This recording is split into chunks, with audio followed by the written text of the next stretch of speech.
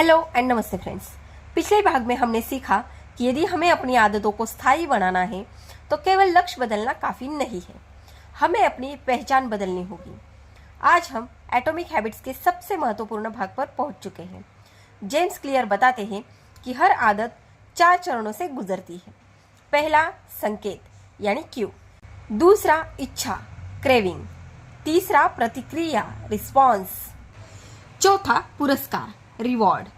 यदि हम इन 4 चरणों को समझ लें तो किसी भी अच्छी आदत को बनाना और बुरी आदत को छोड़ना आसान हो जाता है। अध्याय 1, आदत कैसे बनती है। हर आदत एक ही चक्र का पालन करती है। मान लीजिए आपका फोन वाइब्रेट करता है, यह संकेत यानी क्यू है। आपके मन में उत्सुकता होती है कि किसका संदेश आया होगा, यह इच्छा यानी क्रेविंग है। आप फोन खोलते हैं, यह प्रतिक्रिया रिस्पॉन्स है। यदि कोई अच्छा संदेश मिलता है तो आपको खुशी मिलती है, यह पुरस्कार यानी रिवॉर्ड है। दिमाग इस अनुभव को याद रखता है, अगली बार वही आदत दोहराता है। इसी तरह हमारी लगभग सभी आदतें बनती हैं। अध्याय 2, पहला नियम, आदत को स्पष्ट बनाइए, मेक इट ऑब्वियस।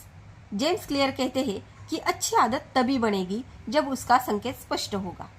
यदि आप रोज किताब पढ़ना चाहते हैं लेकिन किताब अलमारी में बंद है तो पढ़ने की संभावना कम हो जाती है। लेकिन यदि वही किताब आपके तकिए के पास रखी हो तो उसे देखकर पढ़ने की याद आएगी। इसे इन्वायरमेंट डिजाइन कहा जाता है। हैबिट स्टैकिंग यानी आदत जोड़ना, नई आदत को पुरानी आदत से जोड़ दो। फॉर एग्जाम्पल, चाय पीने के बाद 10 मिनट पढ़ूंगा, दांत साफ करने के बाद 5 मिनट ध्यान करूंगा, सुबह उठने के बाद 10 पुशअप करूंगा। पुरानी आदत नई आदत का संकेत बन जाती है। अध्याय 3, दूसरा नियम, आदत को आकर्षक बनाइए, मेक इट अट्रैक्टिव। हम वही काम बार बार करते हैं जो हमें अच्छा लगता है।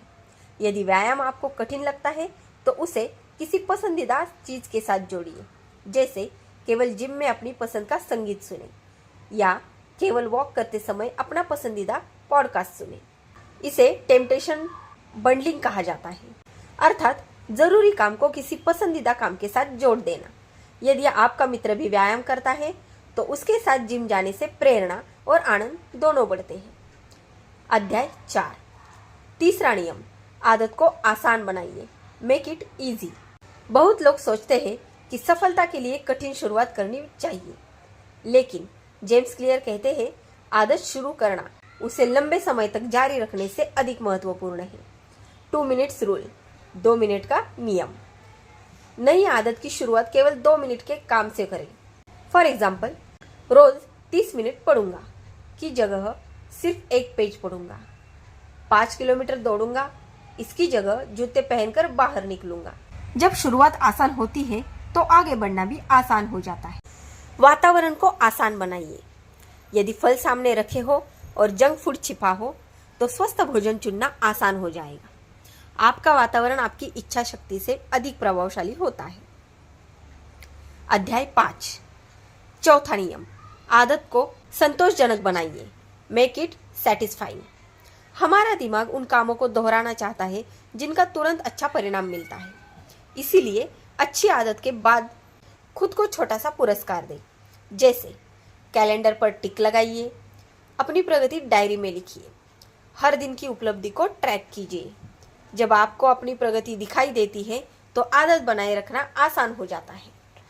बुरी आदतें कैसे छोड़ें।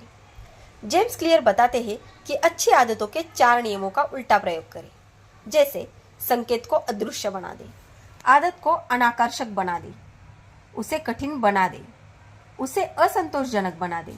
फॉर एग्जाम्पल, यदि सोशल मीडिया कम इस्तेमाल करना चाहते हैं, ऐप हटाइए, नोटिफिकेशन बंद करें, फोन को दूसरे कमरे में रखें, उपयोग की समय सीमा तय करें, स्क्रीन टाइम रिकॉर्ड देखें।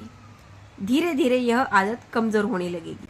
तो दोस्तों, सफल लोग कोई अलग इंसान नहीं होते, वे केवल अपने वातावरण और आदतों को बेहतर तरीके से डिजाइन करते हैं।